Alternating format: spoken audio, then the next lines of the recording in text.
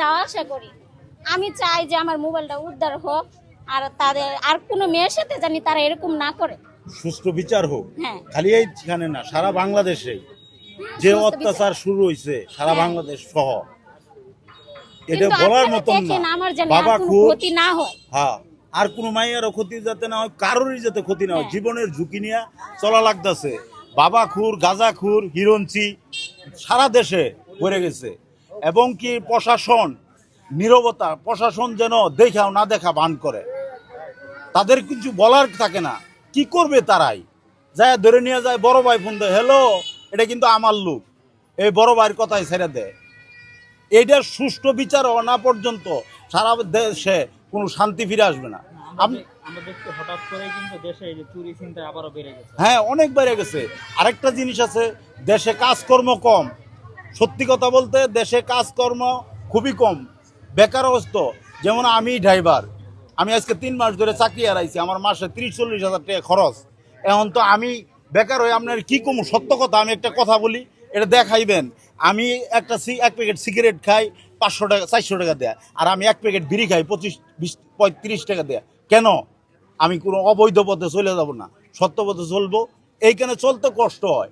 আর ওই বাচ্চারা কি করে, ছোট্ট ছোট্ট বাচ্চা বাবা লয়ে ঘুরে। আমার এই এলাকায় চুলের কাজ করে কিছু লোক আছে, মনে করেন এমন পরিস্থিতি হয়েছে তারা টাকা ইনকাম করে, তো হঠাৎ করে, আমার বাড়িও শেরপুর, ঠিক আছে, হঠাৎ করে টাকা ইনকাম করে, মাসে বেতন পায় 30-40 হাজার টাকা, বাবা নিয়া বাপ মারে পাত্তা দেয় না, কোনো কিচ্ছু না, ওপেন বাবা খাইতেছে, কেউ বলার নাই ভাই।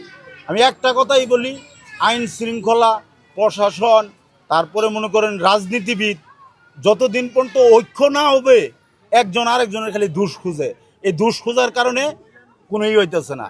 দোষ খোঁজা লাগবে না, দেশের উন্নয়নের জন্য কি কাজ করা যায় এটা করা দরকার। না কোনো ফ্যাক্টরি করে না, কোনো কিছু করে না, গ্যাস দিতে পারতেছে না, পানি নাই, বিদ্যুৎ নাই, মানুষ হাহাকার, মানুষ অনেক কষ্টে আছে, যেটা বলার মতন না। ঠিক আছে, ও আখির উদ্দান, আলহামদুলিল্লাহ। পরে বলতেছে কি কিছু বলে না আর কি। দেখছি আর 4টা পোলাপান একসাথে বসা নিচে মাটিতে, আমি ভাবছি ওখানে বিল্ডিং উঠছে, ওই বিল্ডিং এ মনে হয় কাজ করতেছে, এরকম ভাবছি। গামছা টামছা পেছানো, গায়ে অনেক ময়লা ছেলা লাগিয়েছিল। পরে আমি যাইতাছি, কথা বলতে বলতে যাইতাছি, আমার ফোন আইছিল, কথা বলতে বলতে যাইতাছি। পরে পিছন দিয়ে যায় মোবাইলে ধরছে, আমি পিছন দিয়ে ঘুরে চাইছি, আমি কি দেখি তো কেডা। পরে চাই দিই ওই পোলাগুলাই মোবাইলে ধরছে। পরে আমি অনেক জোরাজুরি করছি মোবাইলটা নেওয়ার জন্য, কিন্তু পারিনি। পরে তখনই ছুরি বার করছে, কয় কি চিৎকার দিবি না, চিৎকার দিলে কিন্তু ছুরি ঢুকাই দিব। পরে ছুরি দিয়ে এমন করতে চাইছে, মোবাইল ছাইরা আমিও পিছন দিকে। আপনি তো অনেক চিল্লাচিল্লি করছিলেন। হ্যাঁ, অনেক চিল্লাচিল্লি করছে, কিন্তু কেউ আসেনি, ছিল না। পরে উপর থেকে এমন হয় লোকজন যখন নামছে তখন কেউ ছিল না, গেছে গা। আপনি কি ফোন ছিল এটা? ভিভো। কত টাকাতে কিনেছিলেন ফোনটা? ফোনটা নিয়েছিল 9,000 টাকা।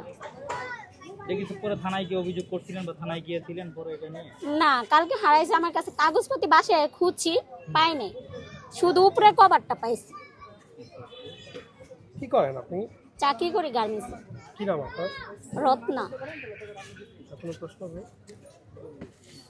একটা দেশের পরিস্থিতি কি এমনটা হওয়া উচিত? না, এমনটা হওয়া উচিত না তো। আমাদের তো নিরাপত্তাই নাই। আর পুলিশের ধরলে তো মনে করেন ছাইরা দেয়, ঘুষ খাই করে ছাইরা দেয়। আরো মনে করেন হেরা নিয়ে যাবার গাড়িতে উঠাইলে চুরা মনে করে যে আমার বাসা। কিন্তু যতক্ষণ জনগণের মুখে থাকে ততক্ষণ মনে করেন শাস্তি হারা পায়, কিন্তু জনগণের হাতে তো তুলে দেয় না। আপনারা অনেকেই তো অনেক নানান ভাবে সমস্যায় আছেন, যেমন জি। বিদ্যুতের সংকট, পানি থাকে না, পানির বেগরে তো কিছু, পানি ছাড়া তো জীবনই বাঁচার কথা না, কিন্তু সেই পানির লেগে মানুষের হাহাকার। কতটুকু ভালো আছেন এখন সব? না, অনেক ভালো নাই আমরা এখন। আমরা দেশে এখন মানে জানের কোনো ই নাই, মনে করে নিরাপত্তা নাই। আমার খাবার দাবার নিরাপত্তা নেই, একটু পানি খাইয়ে বাঁচবো হেরও নিরাপত্তা নাই। এই গরমের ভিতর কারেন্ট ছাড়া অনেকে হাই উতাস করে, কারেন্ট ছাড়া বাঁচা যায়? এখন তো আবার বিদ্যুতের দামও বাড়ানো হয়েছে, অনেকে বিদ্যুতের দাম বাড়ানো